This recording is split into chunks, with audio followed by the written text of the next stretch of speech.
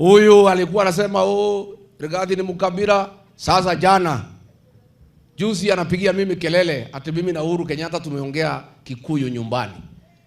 Sasa ukienda nyumbani uongelesha wa Kikuyu na wewe ni Mkikuyu, uwaongelesha Kiingereza ama Ki-Chinese, ni ujinga si ujinga? What William Ruto has done is what everybody should do. Sasa mimi kama ni Mmasai nikuje hapa, iko haja niongeleshe nyinyi Kizungu? So yeye ameongelesha watu nyumbani vile sisi tunaongelesha watu. Alikuwa anasema ati mimi ni mkabila, mimi nagawanya watu. Yeye ndiye mwenye kugawanya watu. William Ruto ametengeneza script for every region. Akienda kwa Wajaluo anaongea, anasema pima sima ile live. Anaambia Wajaluo ile wa Kikuyu, nilikosana na hawa hata kama walimpigia kura kwa sababu hakutaka nilete maendeleo hapa. Sasa mimi nimeleta maendeleo hapa, ndio wananichukia. Kwa hivyo msijali, na hii kiti ya deputy president nitapatia nyinyi.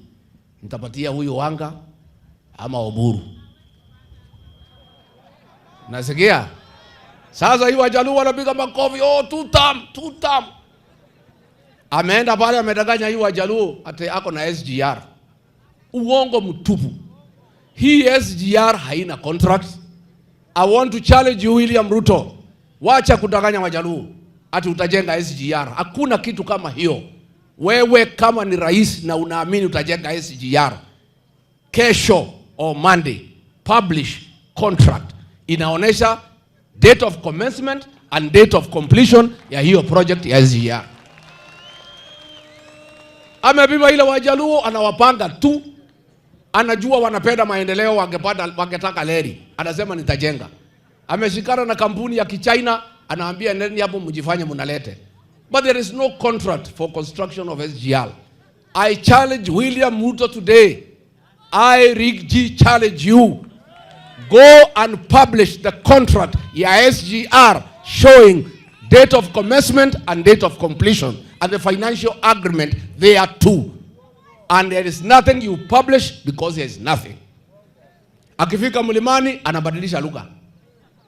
Jana amekuwa na watu ya Kirinyaga.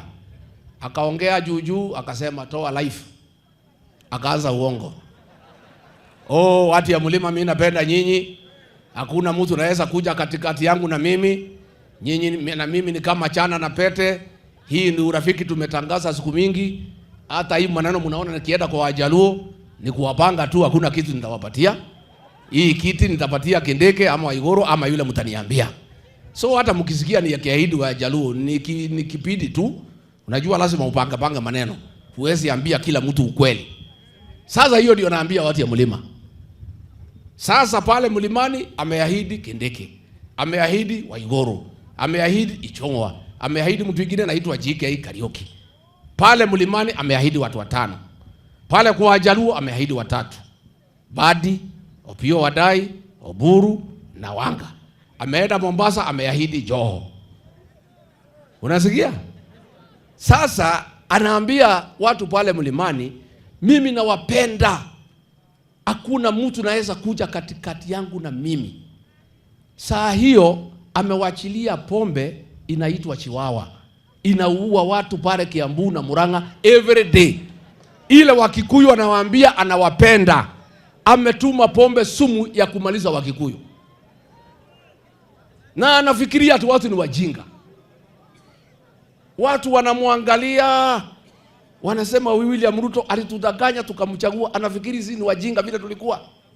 So William Ruto, stop conmanship. Stop pitting communities against each other.